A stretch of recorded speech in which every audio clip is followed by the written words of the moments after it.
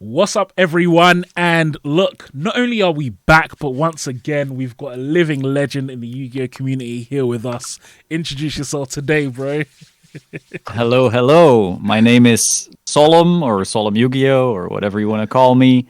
I have a YouTube channel. I'm a semi-competitive player, let's say, and I'm excited to be here. So Love it, love it, love it, love it. This is gonna be a good one. Yeah, I think was definitely starting the year off with a bang. It's awesome to have you, but even though I'm sure you may have already done some of this, I think it'd be great if you gave us a little bit of an intro into yourself, how you started on YouTube, and your journey into becoming one of the YuGiTuber guys.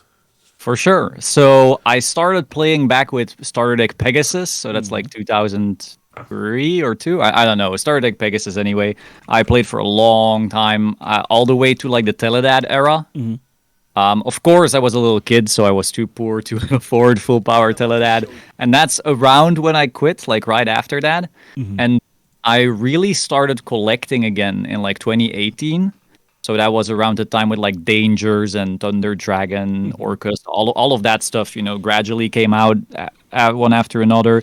I bought a deck, but I never went to locals. I was just collecting, like buying also like graded cards and old cards. I really like the vintage stuff, really. I kept on collecting, and then the 2020 boom happened, where a bunch of people started going crazy with like box openings and stuff because of COVID. Everyone was at home, so it's like, what are we gonna do? We're gonna look at our pastimes from back in the day. And so I started making content about the whole collecting part of Yu-Gi-Oh! I just really dug that, showed off what I bought, what I sold here and there even. And then Master Duel came around, and I was like, okay, this is the easiest way for me to actually get into really playing again. So I hadn't really properly played, since Teledad, really. And then I just had to speed run learning the game so I could then actually make Master Duel videos at the same time. So I was like on one screen learning Yu-Gi-Oh, and on the other making Master Duel tutorials. It kind of made no sense actually, but it worked.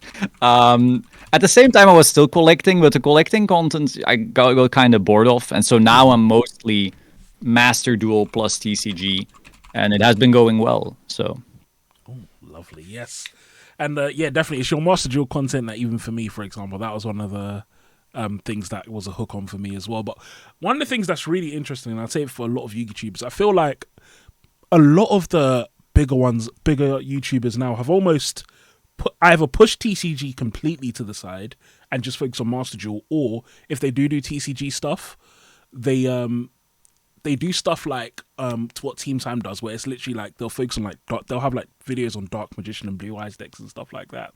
So kind of like, what's the decision for yourself not being one of those guys that you're still, like you said, doing competitive content, but then also doing the Master Duel, do you find it that the Master Duel stuff is perhaps better or not better, or So for me, I prefer competing by a landslide. Like there's another card game that I play that's called Card Fight Vanguard, and there I give zero. Can I swear? I don't know. Zero damns. Let's say about the casual side of the game. I'm just like, I'm competing. And in Yu-Gi-Oh, the more I play, the more I'm like, damn. Like I have fun with Master Duel.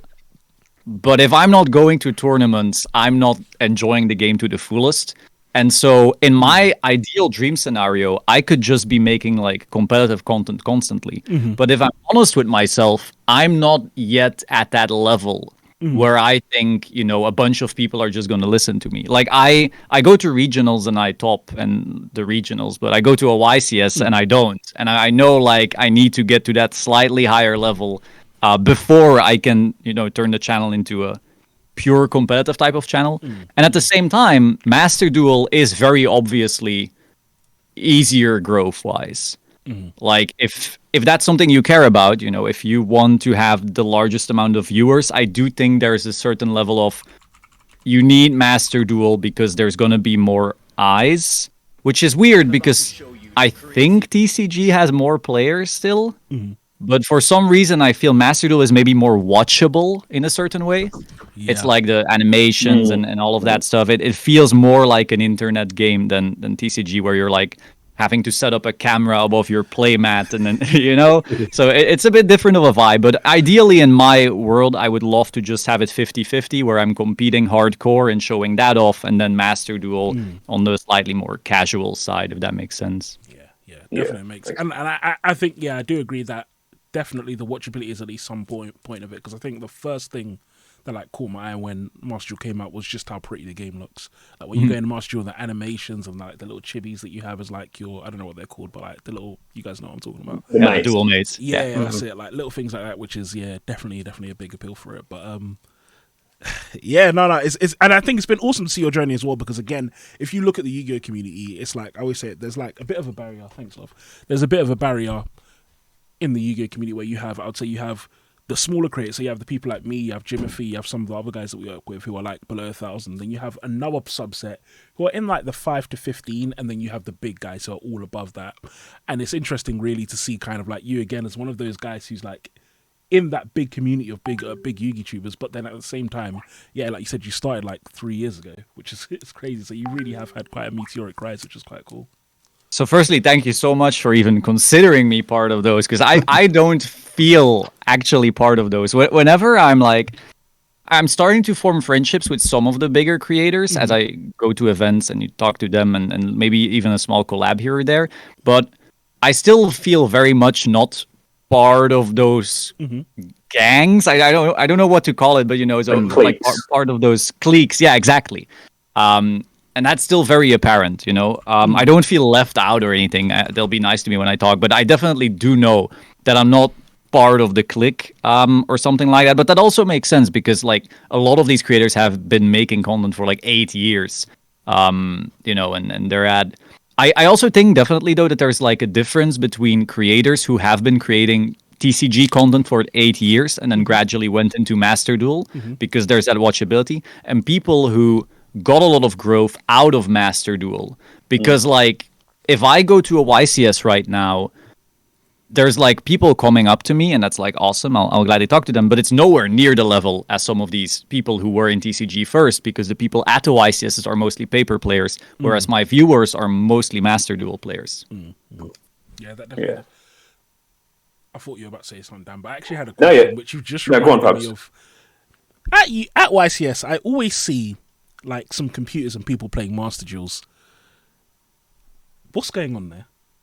It's like, is this a thing? Is this like people? Is it the same as a YCS but on a smaller scale? Is it just random computers that you can just go up and play? Like, correct me if I'm wrong, Solemn, but I believe they're like just demo pods, and I think at some American events they had like sort of 8-man round robin pods where you could fire Master Duel, but you had to bring your own laptop or something like that. This is only what I've gathered from people talking about it.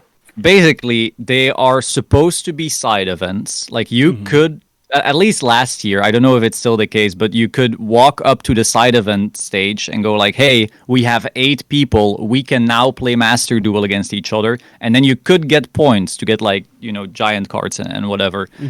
However, because so many people at YCS are paper-only players, or they're playing, just whatever paper if they can, those pods actually fail to launch so much that, I mean, they're just there. It's not really happening. It would be cool, and, I'm sure they could maybe do something to spice it up a little. But so right now, it's mostly like an option that is not fully utilized. You know what? I think that's so crazy that you say that, because people probably who go to a YCS just don't know that that's a thing. Like, I've walked past the pods and thought, oh, that's interesting, Master Duel. And then I've just gone about my business, not knowing that that could potentially be an actual event. So for those who are listening, there's your chance. You could. If you're with 8 people, you could go and say, hey, let's try and destroy each other and get some points, So, just before we get, I'd segue into another sort of topic here. I wonder what your thoughts were with regards to the Master Duel, like how they do the Road to Worlds and things like that. Because a lot of the bigger creators, we'd see grinding for like 30 hours at a time. Like I know Joshua Schmidt, obviously, Quantal Think. I know Farfel was putting in work as well. What are your views on like how the Master Duel sort of like ultra competitive side of it fares when up against the TCG? If that's something you thought about. So I think the way you qualify for Worlds is like really, really inhumane almost. It seems like you're training for a marathon almost.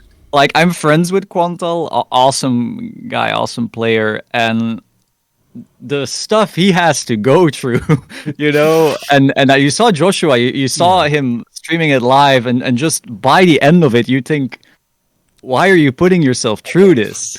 And to have it be a thing again, but then, how do I say, more consistently now, because now it's like, last time you had one chance. This is your one weekend, and you're either in or you're not. This time, you have multiple weekends like that, and then the most consistent across those weekends gets in, and then also per weekend people get in. Something like that, right? I don't know the hyper specifics.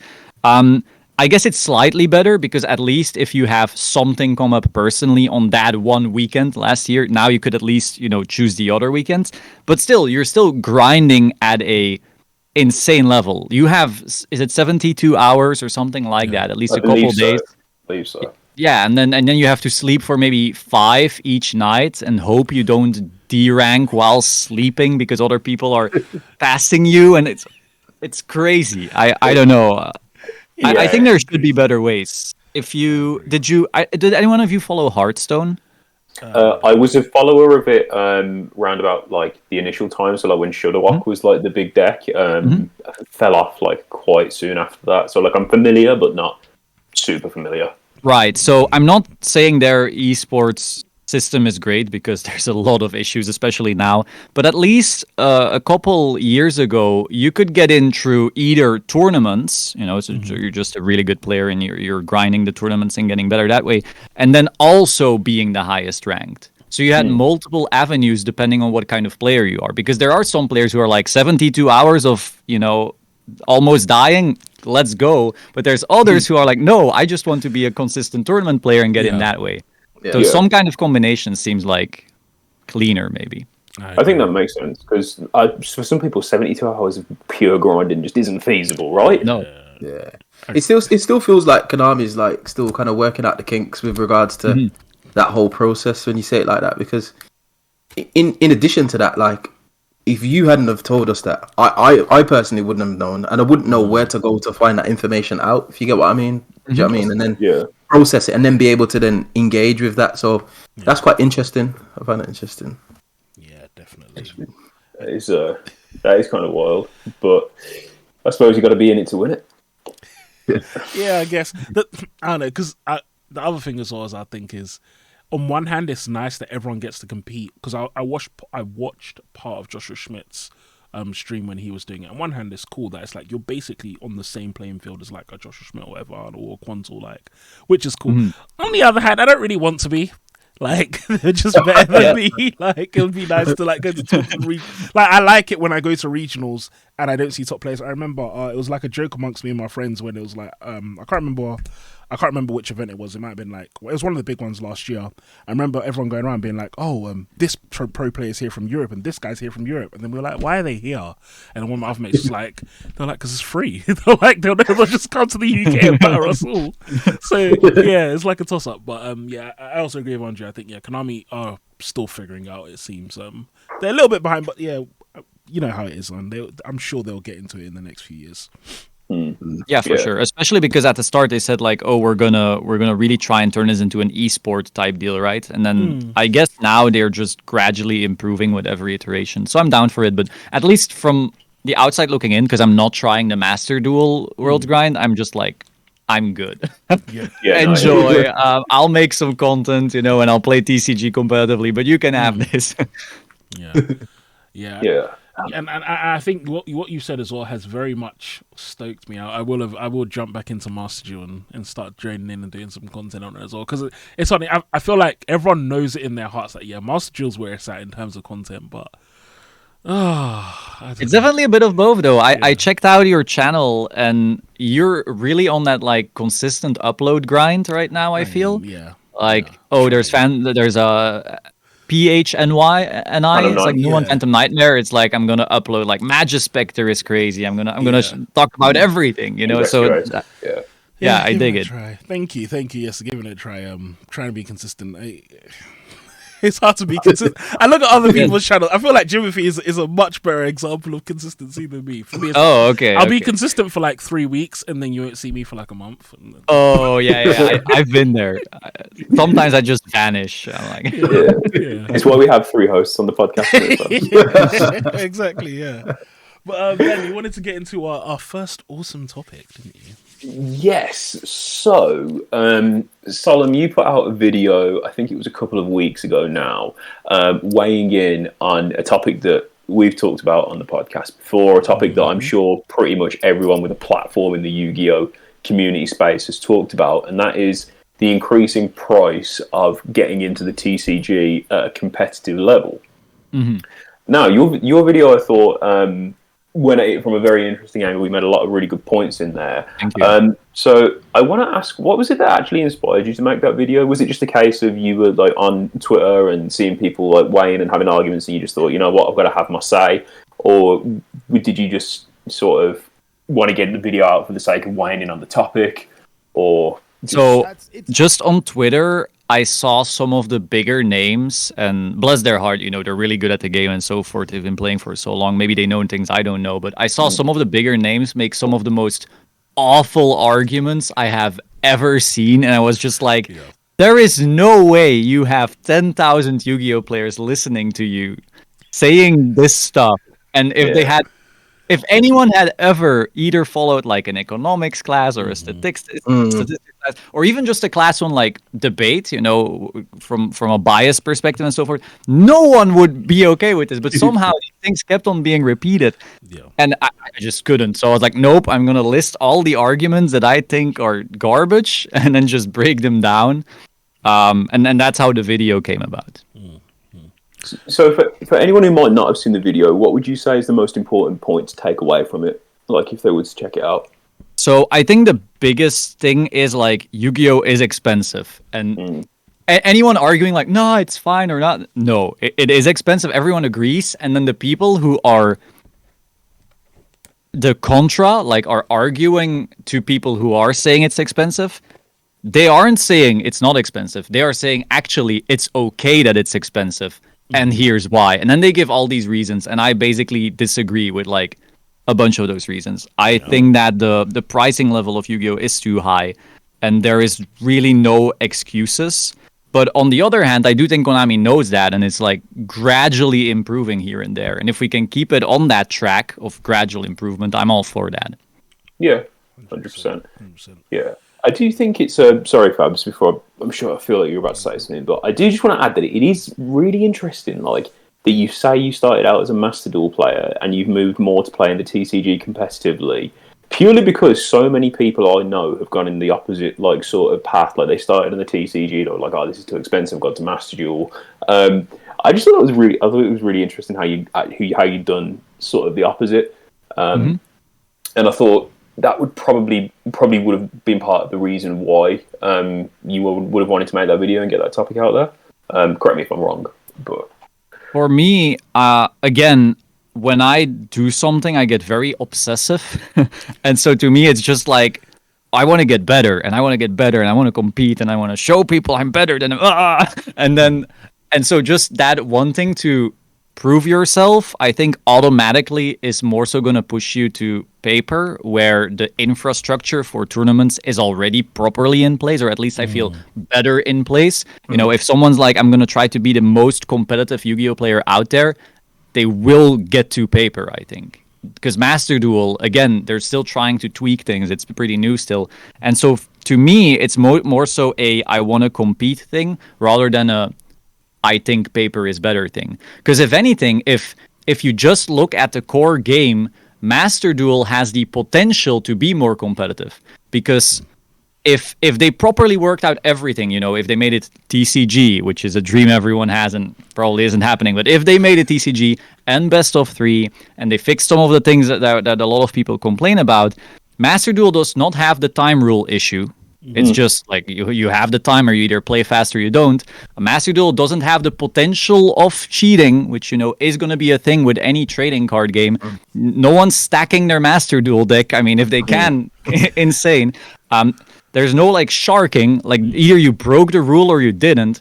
So there's so many things that a digital client doesn't have in terms of issues that it has the potential to be so much more competitive. It's just that the infrastructure around it isn't particularly ready yet for that to be the case. And so that's why I think I gravitate more towards paper rather than Master Duel. And the price is like quote unquote irrelevant. But that's mostly because I've been competitive in other card games, and so I know that it's going to be, big bucks. And so then I just deal with it. I'm not happy about it, but it's just like, if I want to compete, I'm going to have to spend the money. Yeah. Sort of is what it is, right?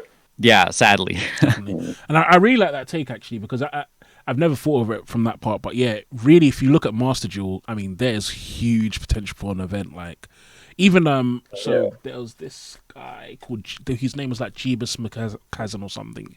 He used to run tournaments, rogue tournaments on the YuGiOh subreddit. And so the way it would work is like, if you guys have done it, it's like there's like a specific ban list for rogue decks and blah, blah, blah. But the main point of it is that when you wanted to do a match, you could have a choice between doing it on DB or doing it on YuGiOh Pro. And I remember at the time, it's like, even doing something as simple as playing someone, because at this time I didn't really play on DB, but as a new player, even my willingness to play in those tournaments was heavily influenced by the fact that I could play on YuGiOh Pro, as opposed to that I didn't have to go on DB, because YuGiOh Pro is just easy to use. Like, the only thing I really say that YuGiOh Pro doesn't have that DB has is, like, in DB you can roll back stuff if you make a mistake. YuGiOh Pro you can't do that. But it's like, even that little extra thing was enough to get me more interested. And it's like, when you pull it out to Master Duel, again, it's like, if you wanted to get into Yu-Gi-Oh! And you wanted to get into it seriously as a competitive player, but like you're right at the beginning, I feel like that would be a really big like incentive almost. It'd be like, yeah, I really want to do this, and it's free, quote unquote free, and all this kind of stuff. Yeah, I suppose even going back to TCG, like in the COVID times, you had the PPG dueling book cups, you had MBT doing his quarantine. I can't think of what they were called, but they were very frequent. So. Yeah. I guess there is an argument for best of both. Yeah, but definitely.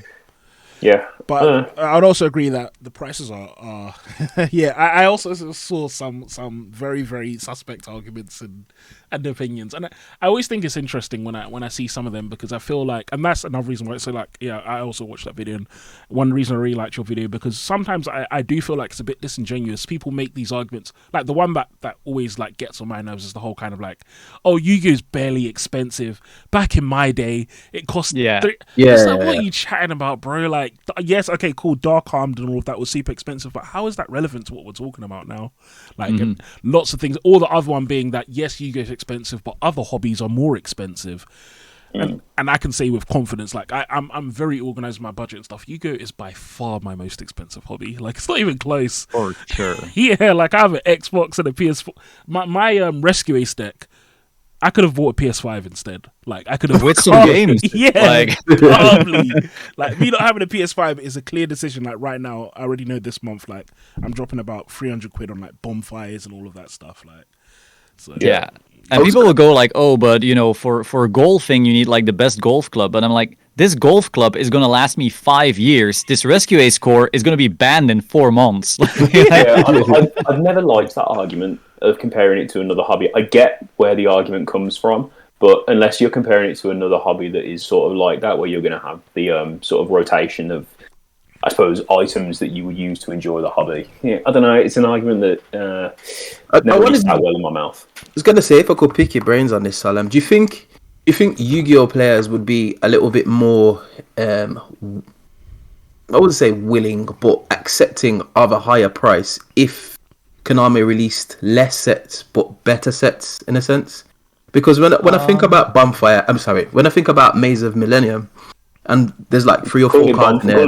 Bonfire? Well, the Bonfire set. Yeah. But you think of those sets, it's like those 4 cards, and then everybody just discards the rest because they're not really. Do you get what I'm trying to say? Like, if they'd concentrated those good cards into like fewer sets over the year, do you think Yu-Gi-Oh players will be a little bit more accepting of the higher prices, quote unquote? Yes, and also I think first of all they would be more accepting because it would be less often. So maybe you can budget for it. I only need to have to buy this crazy new card in 3 months rather than every month. But also it would mean that since there's more valuable good stuff per set, that now all of them will have to go down because there's way less cards, carrying this bad set on their back. Like Maze of Millennia, if Maze of Millennia is just Bonfire and Rollback, of course those two are going to be expensive because the vendors still need to make all their money on just those cards. Exactly. The Magispector cards might be good, but they're not carrying that set, Yeah. As much as I'd love to normal summon Bambuku again, Yeah. it's not cutting it when wanted exists. Like, it's really not. No, I think Magispector's a bit of a sleeper, We've been Yeah, fixing it. for sure. I think it's not Magispector bad. has an incredible Fire King matchup, but at the same time, it literally doesn't matter when I've gone +6 off wanted. Like, it literally doesn't matter, unfortunately. That's the really sad part about. And I think the other thing as well that's frustrating about those side sets, not having a lot of good cards or having like mediocre cards compared to like other sets. So the exact example I'm thinking right now is like Wanted and Snake Eye stuff compared with like Silent Force, for example. Silent Force is a really good archetype, but it's nowhere near as good as the Fire decks. And even that's an issue as well because like now, for example, if I'm someone who's always loved Ritual decks. Like Ritual and Fairy are like my two favorite things in Yu-Gi-Oh. But it's like if I want to play competitive, genuinely, like I could play Silent Force, but if I want to give myself the best shot, I'm playing a Wanted deck. There's nothing else to do. And even from that perspective as well, it's frustrating and it makes me not want to buy those cards. I don't want to invest in Silent Force because it's like, I'm going to invest in this deck and then, but like the really good example that I always think of is back all the way back in Pote. Goatee came out. So Goatee came out at that time and it was like the Goatee cards weren't even that good then. But Tyr and Sprite came out then, and then it was like, I already know that Tyr and Sprite are going to dominate the format for like a year, and then by the time I can even look at the Goatee cards, I mean, it's been power crept, it's been a year. So it's almost like, what's the point of even buying this? I'm never really going to get to play it in a competitive event and have like the chance to really shine with it, which is a shame. Yeah, though maybe you're getting some new cards now, and Shifter's gonna be good into the fire stuff. So, do you know what the saddest part of Goatee? So I've been testing a huge amount with Goatee. I've got a Goatee video coming out, by the way, guys. So yeah. Okay. But the saddest part about Goatee is that it's probably like the worst Shifter deck ever because for some weird reason, Konami made them like semi-reliant on the grave. I don't know why. Yes. And then it can only play on your opponent's turn as well, which is also a bit of an issue. But yeah. I don't know. Fingers crossed we'll see some Goatee supremacy. But I think another thing I want to bring up, which I was incredibly disappointed by, is the dichotomy of Ashen, the new archetype that came out. Yes, let's get into this. I feel like Ashen probably has some of the best artwork we've seen in the Yu-Gi-Oh archetype in a while, right? Like, I don't think I'm alone in thinking that, right? Yeah, absolutely beautiful. Yeah. And then, it seems like such a love letter to like the Dark Souls, Elden Ring. Those I can't think of the name of the company now, but From Software. Yes, the artwork is top tier, honestly. Yeah.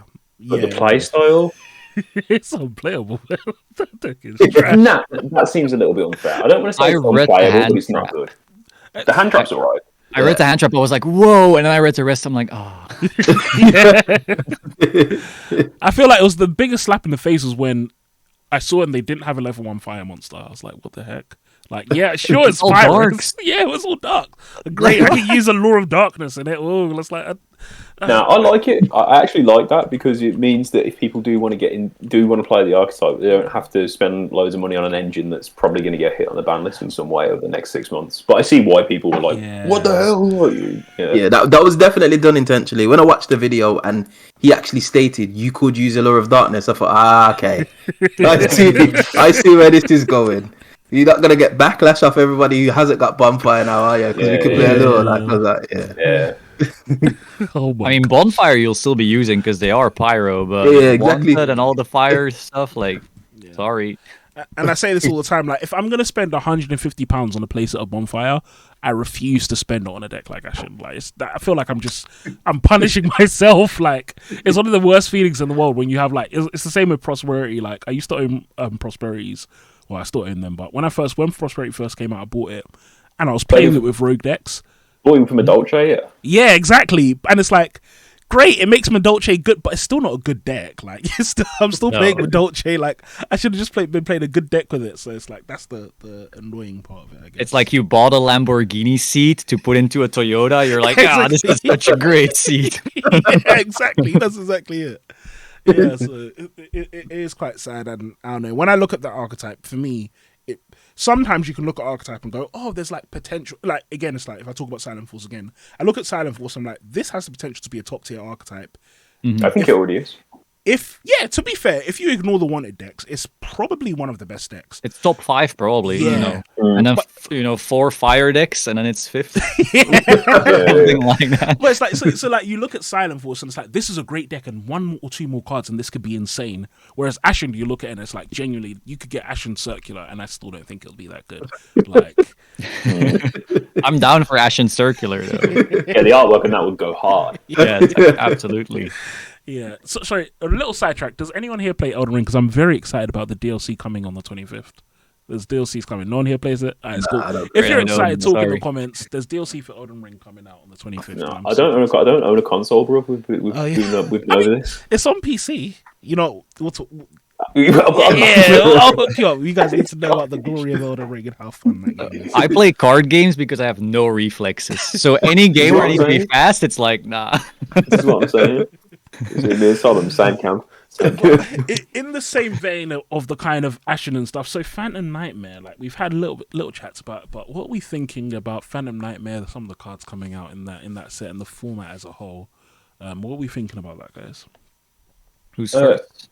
Solemn, you go ahead. Me and Andreas talked about this a little bit on the channel already. I'm just going to talk about YuGiOh for 5 minutes. So okay, I will not talk about YuGiOh, so you can have YuGiOh all to yourself. So there's a lot of good stuff in there. I'm excited, of course, for just any fire pile. I'm not excited for playing what everyone else is already, building. If everyone already has like the best technical play because they're already on Dueling Book for 200 hours, I'm like, okay, I'll do it for the tournaments, but I will not enjoy it nearly as much as going like, okay, how many fire decks can we put into one pile of 60? That is what I like to do. So anything with Bonfire, Populous, and so forth, of course, is going to be crazy. Promethean Princess looking crazy. Goatee, though, I have my core ready. I'm going to cope a little and see what happens there.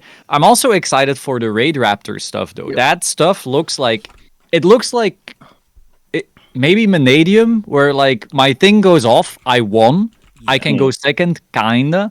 I have room for non-engine, kinda.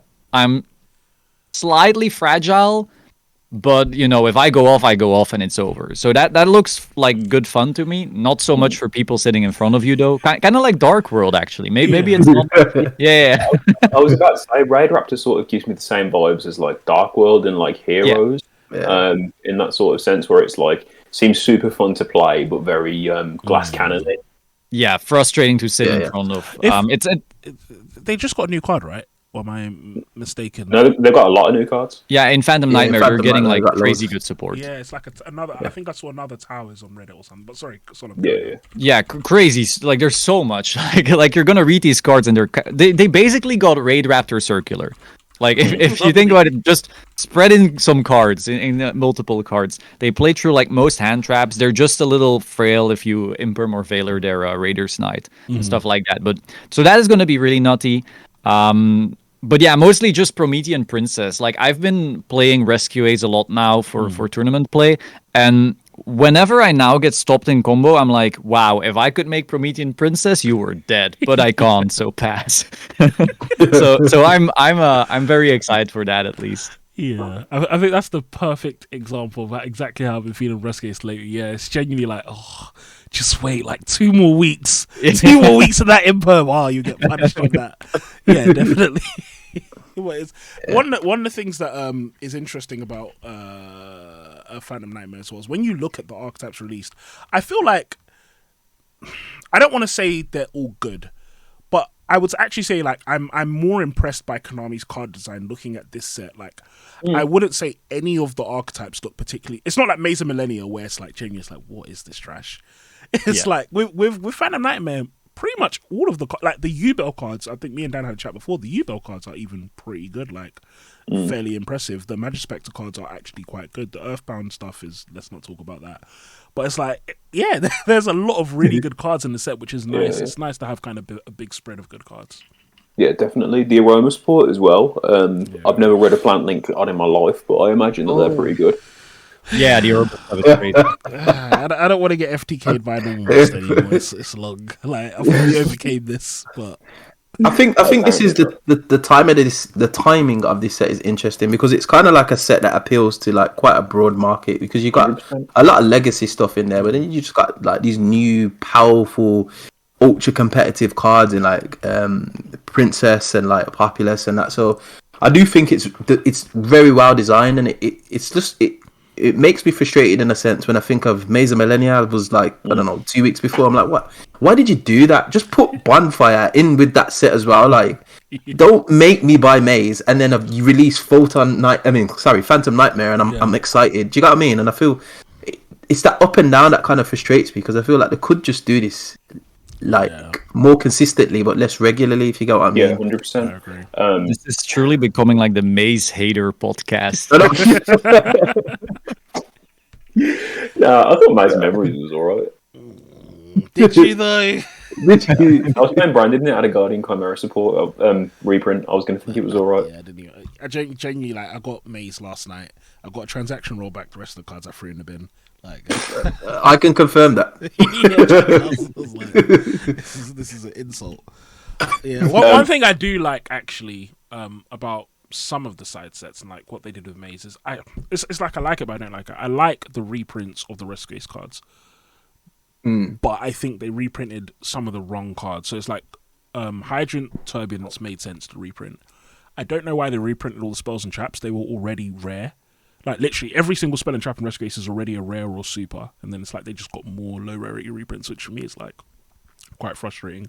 But I do like, and it kind of goes into Phantom Nightmare. One thing that I really like is that I think, I hope I'm not remembering wrong, but I'm pretty sure we know that Populous and Promethean Princess are not secret, right? They're both Ultra. So, this is the same thing that Populous hasn't been revealed yet at all. Yeah. The thing with the Promethean Princess is it had the same thing that Little Knight had when on the initial reveals where people thought Little Knight might have been Ultra, but I think it was the QCR thing. So the consensus is, I mean, as of recording, we'll find out tomorrow. Okay. But the consensus is that Promethean Princess is an Ultra, but it may end up being a secret just because of, I don't know, how they've rendered the image or whatever. Oh. But I think I was looking at this earlier, as of right now, there's 6 of the secret rares confirmed, I want to say, maybe more. So, I mean, if we go back off like previous things, there's probably going to be 1 or 2 YuGiOh secrets. Maybe one of the Horus cards, like maybe, probably not though. Populous and like what's it called? Rumble Tufflin, Rumble that trap card. Oh yeah, I know. I know the one you're talking about, and I also Rumble Teufel or something. Yeah. Right? Like, Yes, thank you. So and then that leaves opportunity for maybe Promethean Princess, but it could be an Ultra. Okay. Probably is. I'm probably just chatting shit. It makes me a little bit sad. For a second, for the last like week, I've been thinking, oh, okay, they're not secrets. It's going to be pretty good news. And I mean, if you want to take a gamble, there's someone on eBay doing a pre-sale for £35 right now. Nah. Yeah. right, I'm gonna look that up real quick. Everyone's opening their browser.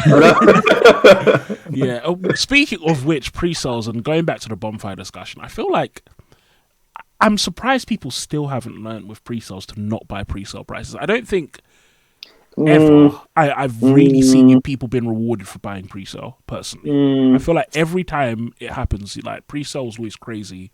Then the card dips and then it goes back up. I agree and I disagree. Really? Yeah. So I think with pre-sale, you're always going to be taking a bit of a gamble on it regardless. Like, let's take Age of Overlord, for example.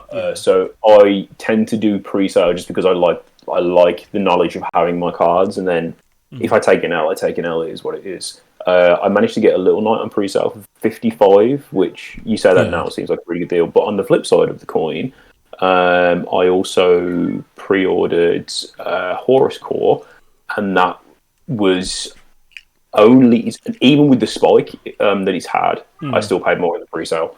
So I think it depends really on how you look at it. Obviously, people can spend their money however they choose to. Like, I was having this conversation with Fabs earlier. I'm going to be pre-selling the U-Bolt Core because I know for a fact I'm going to be getting value out of it, and I just want to have it, like even as a collector. But I think when it's come to like I think the biggest thing we've got to talk about here is the pre-sales for Tier Ishizu. Well, Ishizu in particular. Oh because wow, yeah. They were Yeah. awful. I got So destroyed there. Yeah, same. that's what I'm saying. Same. That's what I'm saying. It's So because I was going to YCS Pasadena, and so that was the release weekend. So it was like Kelbeck, $20. I either pay that or I'm not playing. yeah. So I think there's with pre-sales, I think you have to roll with the dubs and roll with the elves. It just depends on like, I guess, how you want to spend your money and how much you value having the card. Yeah, I mean, one of the interesting things, if we look at the TCG now, is like we still haven't had a YCS announced, though it's probably going to be announced relatively soon. Yes, there's been German Open and Italian Open, but other than that, there's not. The UK Open's been announced.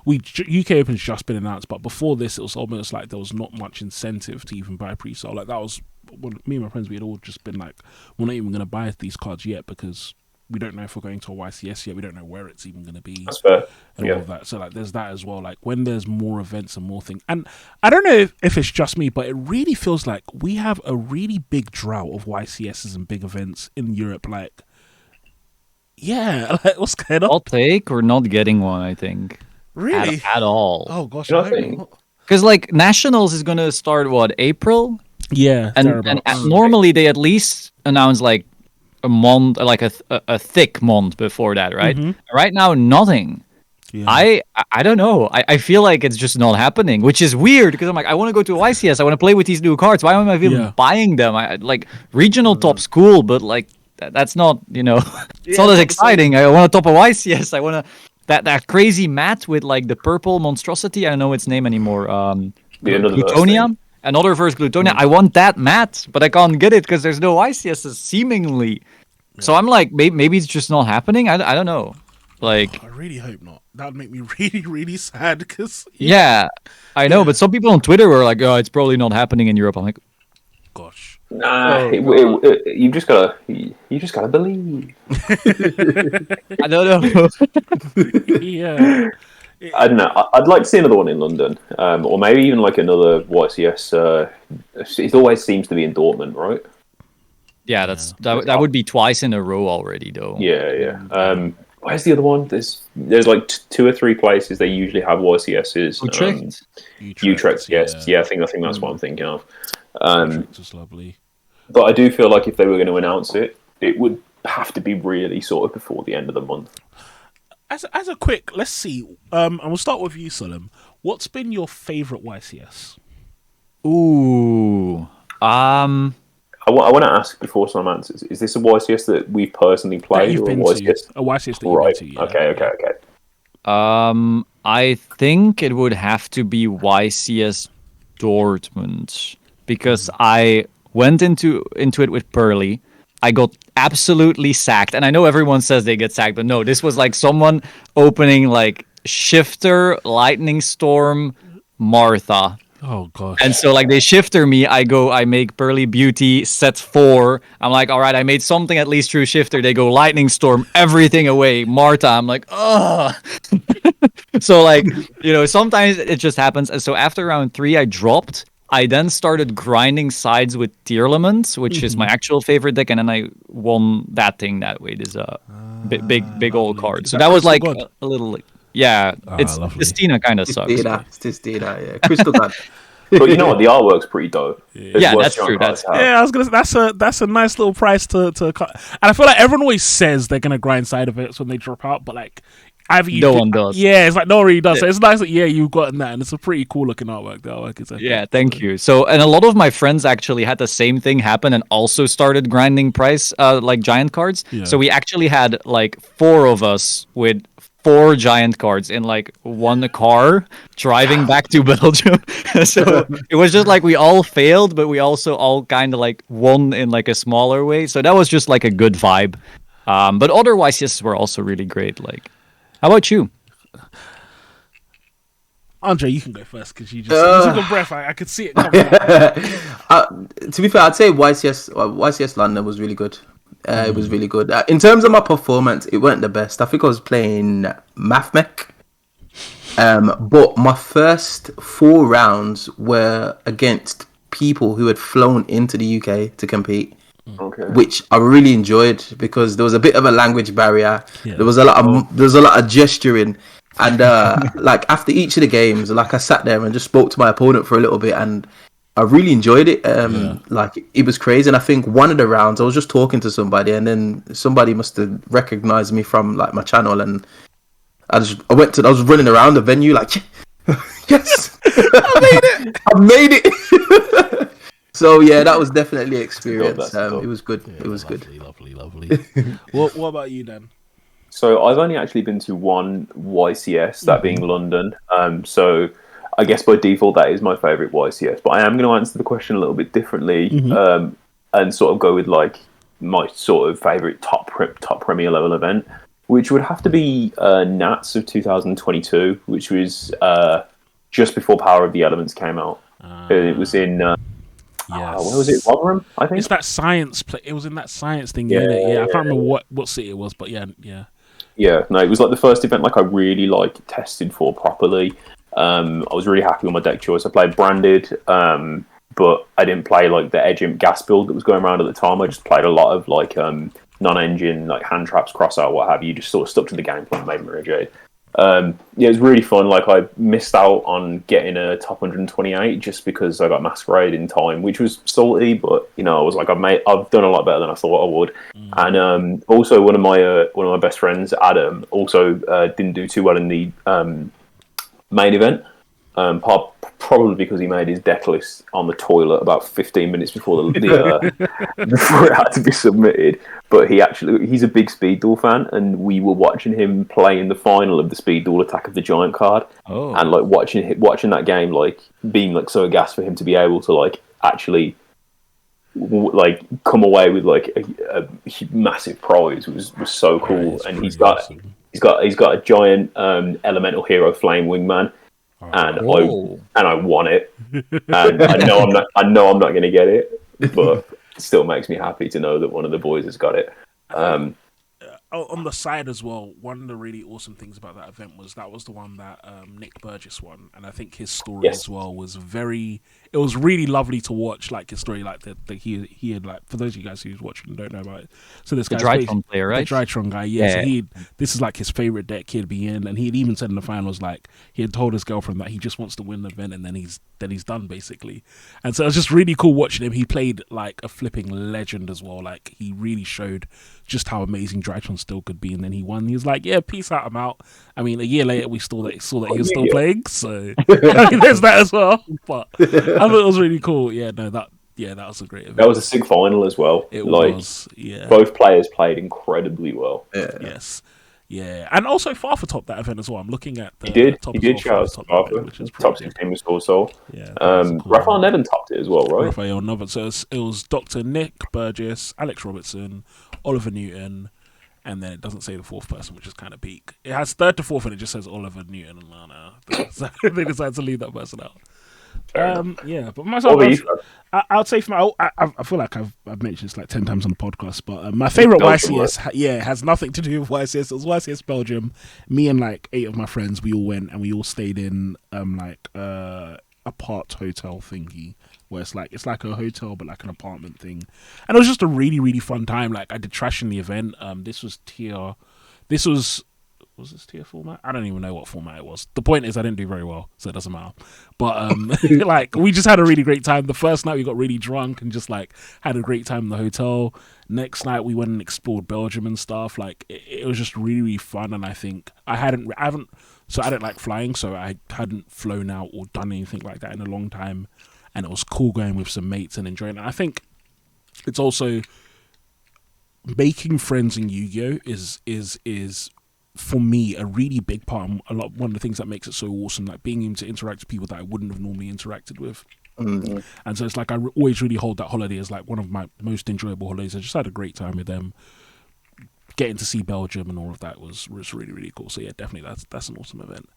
I think you've mentioned. I'm not sure if you've mentioned this on the podcast, but I think you mentioned it to me before. Like, one of my favorite aspects of you telling that story is like how you called your wife and you were like, I've scrubbed out, and she was like, well, who cares? You're in Belgium, go and have fun. And you're like, you know what, you're right. Yeah, mate, so it's like one of the things that I don't do it anymore, which is good. I used to beat myself up a lot at events because, like, I'm a bit like you, so I'm like, I really want to do well at events. Like, it's a big thing for me. Like, I've been even doing a series on my channel, like, about me trying to get better at the game, and so it's like one of the things that always pisses me off is when I make really silly mistakes. And it's funny, I have a habit that I have now after every game because the mistake I made at an event, which is I always count my side deck now. Every game I count my side deck because at that event I was in the event and I don't know like how I made the mistake, but it's like I didn't count my side deck, and then I think one of my side deck cards ended up in my main deck, and then I lost the game for no reason. And then that was like one of like 6 huge mistakes that I made that I just like, why am I? I was just like, why am I doing this? And I called my wife, and then she's just like, at first she's like, this is why I love my wife. She's very honest. At first she was kind of like, oh yeah, sorry, but then she's like, you spent bare money to be there. Like, stop being sad. She's like, be happy and just, do better. And if you're not going to do better, enjoy the time. And I was like, you know what? It's true. And yeah, I had a great time. So yeah, really, really good. Out to all the supportive partners. Yeah. Shout outs. And it's nice to have things kick you up the arse sometimes. Of course. Yeah. Oh, was that the European just gave me a bit of a Championship look. Oh, sorry. Was Solemn, that the Solemn, you were saying. European Championship? Because if it was tier format, there was not a Belgian YCS. It was. I think, if I'm not mistaken, it was like the first event before. It wasn't Kelbeck format. It was before that when people were playing Danger Tier. Yeah, European Championship. Oh, then. okay. So yeah, it was Yeah. my bad. Oh, okay, fair enough. Yeah, so yeah, that would be mine then. So yeah, I don't know. Okay, if I was to say YCS, then I guess my first YCS as well. YCS Milan was awesome, just because Milan is beautiful. That's the real reason. I went to Milan and I really had a good time there. But yeah, all right. So I've got another topic, but before I move on to this topic, does anyone have any last thoughts on YCS or Phantom Nightmare? Not that I don't think has already been discussed. Yes, right. So we've talked about prices and stuff already, but one of the really, really interesting things that I think we've seen in YuGiOh in the last 2-3 years is that we've seen prices of YuGiOh increase dramatically. But at the same time, I would say that we've seen the barrier to entry, I would say almost like the ability to actually join and play YuGiOh get down. So we've seen things like Rarity Collection come out and like sets been changed and stuff. We've seen the 2-player starter set that recently got released. What is our opinion on those? And then also specifically Rarity Collection 2, which has just been announced. I'll tee this one off. I think it's good. I think it's great. I think it's really 2 sides of the same coin. I think it's very interesting how a company can simultaneously annoy so much of their fan base and also make so much of their fan base so happy at the same time. Because if we look at Rarity Collection 1, that set is probably the best set of all time when it comes to value. Yeah. Rarity Collection 2, I don't think will hit the mark as much, but I welcome it with open arms. The 2-player starter deck, I get why people don't like it, but also it's not for you. Mm-hmm. Like I believe Pokemon have a similar sort of product. Maybe other TCGs do, I'm not aware. Where it's like it's meant to help get people into the game, and I think that's a good thing. I'm all for the growth of the game. In terms of like reprints, as long as they're relevant and at an appropriate time, then crack on. Like I'm not in the market where I think something needs to be reprinted like 2 months after it comes out, because I don't think that's a good business model. But I also think there's nothing wrong with letting a card breathe for 6 months or so, like from a business perspective, not from a player perspective. Because I like to look at things as realistically as possible, I suppose. But yeah, I don't really have anything bad to say about these products that have come out and that have been coming up in terms of the bangers. I mean, obviously, I think I know I've talked for a little bit, so before I pass on to Andreas Solemn, I'll just say I think it's been interesting how over the last few years Konami seem to have put out as many good products as they have bad, which I think is not too bad actually. I think that's it's okay. I mean, feel free to call me out and say no, Dan, that's wrong. No, I was gonna say, just to concur with what you're saying. I think they've done a good job in terms of like the barrier to entry, and I just think about some of the structure decks that they've released, the good ones, like the Albaz structure deck, obviously the Fire King structure deck. Those are real, Traptrix as well. Those are real like structure decks that you can actually like got the fundamentals basically, especially like with some of the reprints that they've got in some of these structure decks. I feel like there's no there's no excuse not being able enable you or yourself to get into Yu-Gi-Oh and start playing. It's just the next echelon, which is probably something that they need to work on next. But in terms of entering the game and playing, I feel like they've done a decent job. Just because everything's so accessible in low rarity. But you know what? I think that's part of the reason why people get so frustrated about the price points of getting onto that extra level, because on a surface level, like I've just said, like Andreas just said as well, it is quite easy to get the sort of initial base of what you need, but then it's like, let's not lie, you take three structure decks to a local, you're going to get stomped. And I'm sorry, I'm not to mince words. Let's call a spade a spade. It's getting further on that level that seems to be like the most frustrating bit. With rarity collection, it is getting better, but there's still work that needs to be done. So I think that's where a lot of the frustration comes from, if I'm being honest. But I've waffled on for long enough. Solemn, what do you think? So I love rarity collection. I think anyone loves rarity collection. Like, I was at my locals when it released, and everyone would open a box, and I would go like, "Oh, you got that? I want to buy it from you. This is a crazy cool card." And someone else opens a box. It's like, "Oh, max rarity time T3 doer. I want the max rarity time T3 doer." Someone else opens, an effect veiler in the not Starlight, like quarter century rare, and I'm like, "Oh, I'm using common veilers right now. I might as well spend like $30 back then for this veiler." And so like anyone could find what they want at whatever price they want. If you wanted to bling out your deck, you could walk out your store having spent $2,000 on, just a max bling. And if you want to just get started, you could walk out the door with every staple you need for maybe $30. And so I love that. Right now, also, I have a lot of people who ask me how to get into the game, which is, I make Master Duel content, which is relatively casual, and then tournament content, paper. So just the jump from Master Duel to paper is something I'm asked about often. And so just being able to go like, all right, so you need these and these and these staples, and you can literally get them for pennies right now. That is awesome. What's also really good right now, I find, is that there's solid mid-range decks in which you can put these staples, So if you have your Ashes, your Imperms, your Veilers, your Tactics is cheap now as well, your Lightning Storms and Cosmics for your side, all of these like staple-ish cards, you can buy them really cheap. And then you can go, Sword Soul is like tier 2 or whatever. Here's a couple pennies for Sword Soul cards. You got a deck. You want to try Marinsas instead? All right, you can put those staples in there again. Like, you can actually get started playing for very cheap. Now, the issue is that once you go, Marinsas, while I can go to locals, and if I actually learn matchups and use my non-engine, I can probably win here or there. If I go to a regional and I sit in front of like Rescue Ace, maxed out, there's nothing I can really reliably do. You'll win here and there because you impermed Diabellstar and they had no follow-up and it was over. But very often you will just, get stomped. And then being told, you need to spend $1,000 actually because there's Wanted and Diabellstar and there's Bonfire and Populous and Promethean Princess, and otherwise you're not playing. That is like frustrating. So it's great to get started and go to that like casual/local level, but then once you try to jump higher, I think the jump right now is very aggressive. Yeah. I just want to point out, I think it's so hilarious how so many of our conversations in this podcast have ended with "But Wanted and stuff is really expensive." like that's like the tagline of everything at the moment. But yeah, it's true. I mean, I think hot take that everyone's talking like, Wanted will get banned, blah, blah. It's like, nah.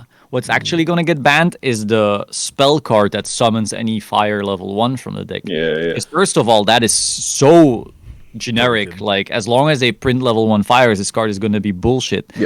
Sorry for swearing. I don't know if it's allowed. But whereas Wanted just searches that, and so they could very easily have Wanted search Diabellstar, and Diabellstar set some trap as just a generic Omni negate. It's not a real Omni negate.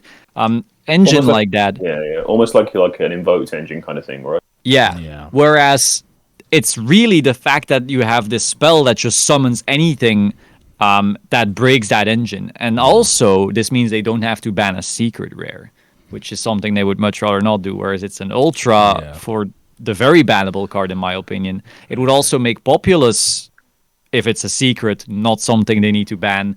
It would be Bonfire that doesn't need to be hit because Bonfire has to sell Maze.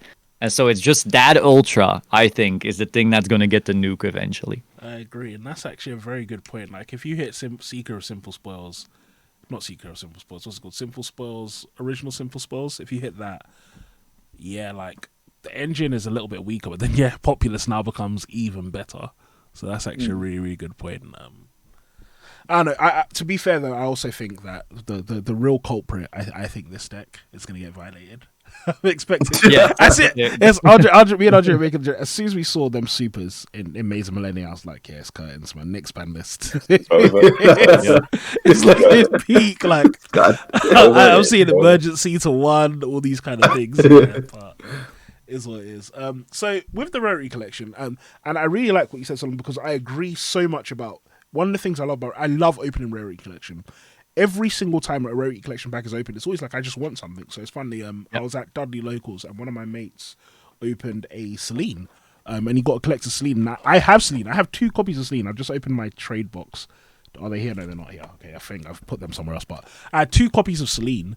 But it's like, oh, you know what? I'm playing Celine currently in my deck, and yeah, I'm just going to get a collector's one. And I really like the aspect of rarity collection. Like, any card I want is just randomly in there. Like, someone will open, it's like, yeah, there's an ulti prep. Well, a new deck is coming out. I want to play it with that. And I really, really like that. My problem, though, is I don't think Rarity Collection 2 is as good. And I'm worried that Konami will overdo it. I almost feel like Rarity Collection is something that I wish they waited almost like another year, because Rarity Collection 1, part of what made it so amazing is that there were a lot of really good things to put in it, and I feel like Rarity Collection 2 doesn't yet hit that, and I think it's because they've done it so soon after. Like, it's like, how many good things, and I also almost don't want them, like, I wouldn't have been happy if they reprinted Thrust and then also reprinted it in Rarity Collection 2. I would have thought that's ridiculous. So I like the idea of them doing, I like the idea behind Rarity Collection, I like the idea of the 2-player starter set and all of this stuff, but I think it's okay to wait as well. I think it's okay if we have 1 Rarity Collection a year or 1 Rarity Collection even every 2 years almost. Like, I think that kind of set really can wait, because there's so much good you can put in it.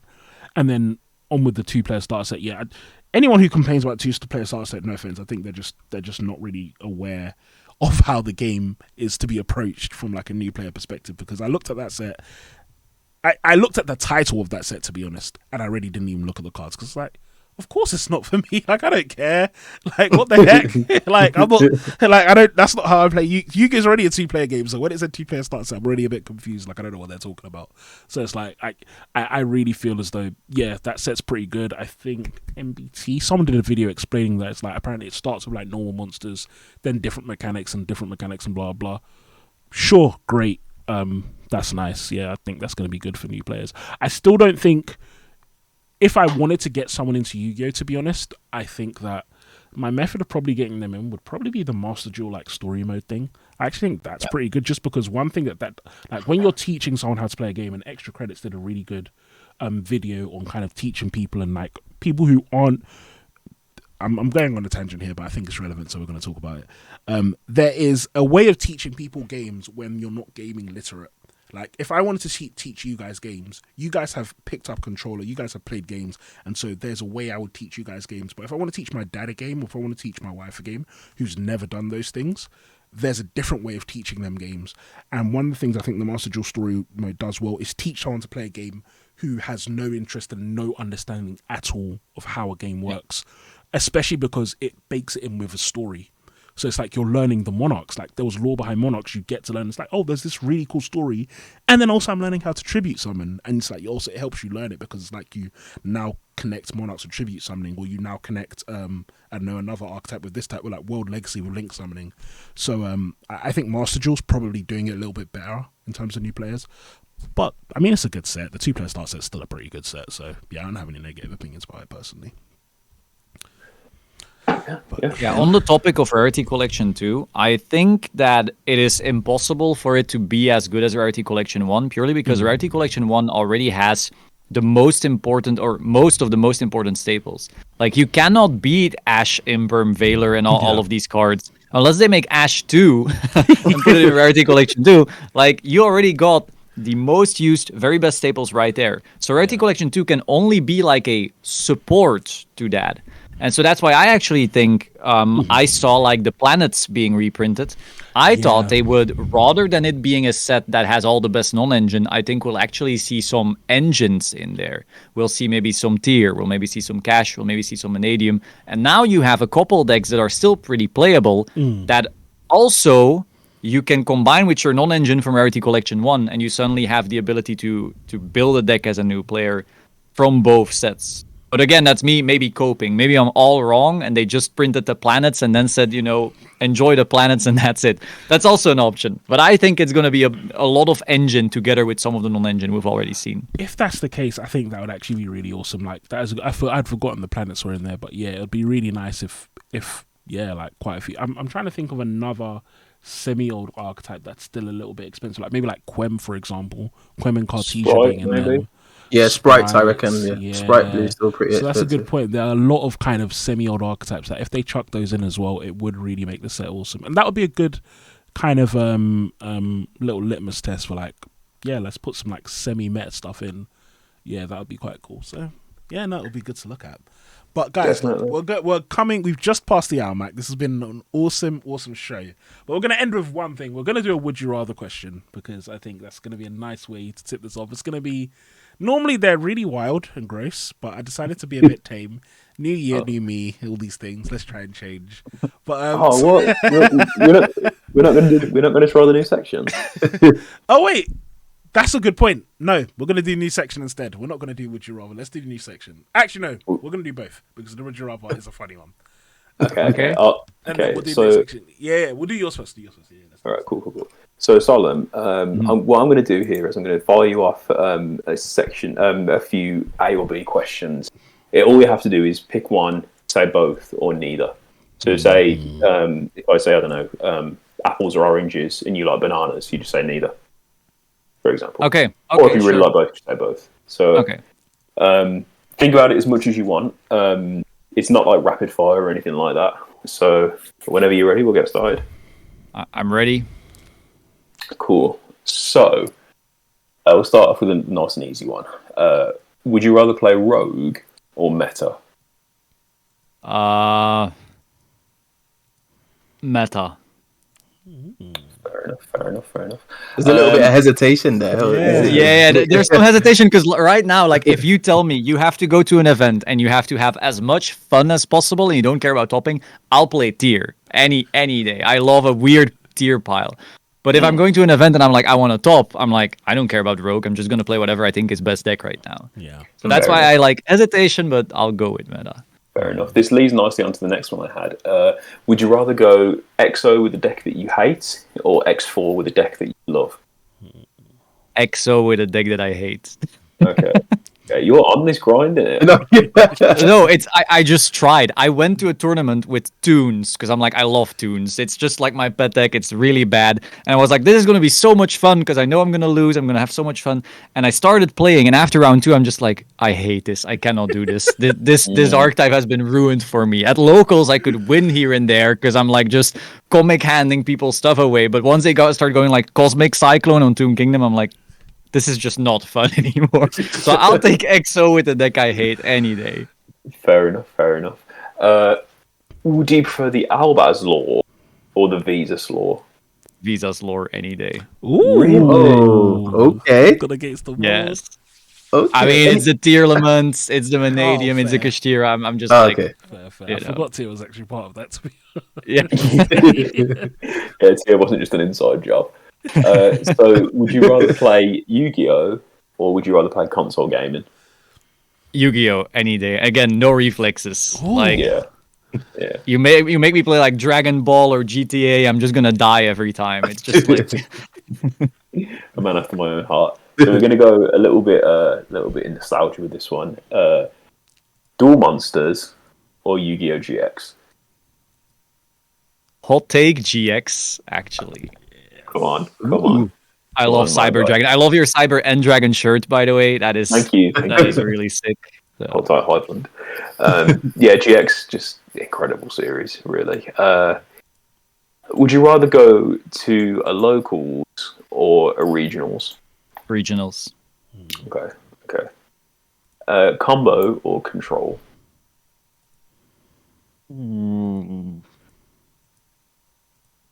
Combo, but that's only the case for Yu-Gi-Oh! Because anytime someone goes like, I like playing a control deck, and then they go flip skill drain, I'm just like, no, this is not like a floodgate. Like I'm controlling every other card game, but Yu-Gi-Oh! Control is almost always just flip the floodgate dot deck. So I'm just like, nah, give me combo.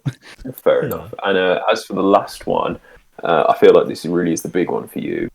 Master Duel or the TCG? TCG. I didn't even think about no that. hesitation there. No hesitation. Zero hesitation. That is surprising. I really thought that it would have taken you. I thought you were going to say taking you longer. Nah, it's very easy for me. Like again, I love Master Duel for the potential it has. Like the potential of no cheating, no sharking, no time rules, none of the finicky stuff. But right now, if I want to compete, it's TCG. Fair enough. I know I said that was the last one, but I've just thought of another one. Which do you think is worse? Best of one in Master Duel or the time rules in the TCG?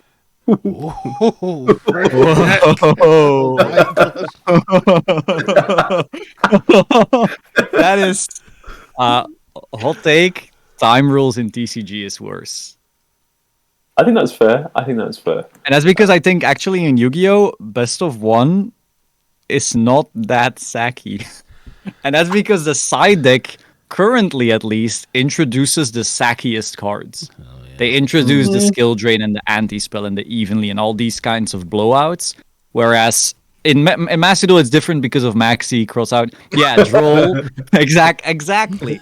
And so like right now, Best of 3 tends to introduce the type of blowout cards that you can't actually play in a Best of 1 because they're simply too bad, either first or second. And so if we had a Master Duel right now that doesn't have Maxi, then you could actually have quite a non-sacky Yu-Gi-Oh! Mm-hmm. Yeah, that's a really well thought out answer, actually. I really like that. Yeah, that's a really good that's point. Same, because I don't currently play Master Duel, and I don't know what the format is like, but it's interesting to think from that perspective that, yeah, like, I wouldn't have to worry about, like, yeah, S3 in a best of one, I don't think, even in the format right now, I wouldn't main deck draw. It'd just be too risky. Like, yeah, very interesting. I suppose that's why Maxi is so good over there. Yeah. That's the one Maxi. I think someone did a list on Facebook or whatever of like the top cards, and it was like Maxi was like 95%, Ash was like 91%, then like the next thing after that was like 50%. So yes, other than those two, I can't think of another card that is close to being as generically good that's like, yeah, I want this in my deck for sure. Yeah, definitely. But Fabs, let's get into this. Would you rather? The thing is, yeah, I can't lie. Those would you rather's are really good apart from the last one, and my one's not that good. Yeah. So we're just gonna pretend I didn't say that, and we're gonna wrap up the show there. Okay, sure. All good. Man. I mean, I don't care about them being disgusting. You know, like I'm fine with that. Not so much. I'm gonna do it. Okay, I'll read it, but it's genuinely just a bit boring. It's just would you rather? Oh, okay. Would you rather be slightly cold or always need to pee? That was it. Yeah, slightly cold, easy. Like that is so easy. Slightly cold. I was like, it didn't really slap, but anyway. So, guys, with that, we're gonna end this awesome episode of the YuGiOh show. Thank you so much, Solemn, for coming on. We've had an absolutely awesome Thanks for having me. And to those of you guys watching, make sure you stay tuned for this. I don't know, this is technically still season 3, but I'm just going to call it season 4 now. This is the first episode of season 4. We have a lot of awesome guests, so make sure you like, comment, and subscribe. And let me know who you want to get on the show. And let them know as well. Tell them as well, because then they won't ignore my DMs. There's some lovely people like Solemn who don't, but most people ignore my DMs. So if you tell them, maybe they'll listen. But thank you all for watching, and I'll talk to you all soon. Peace. Yeah.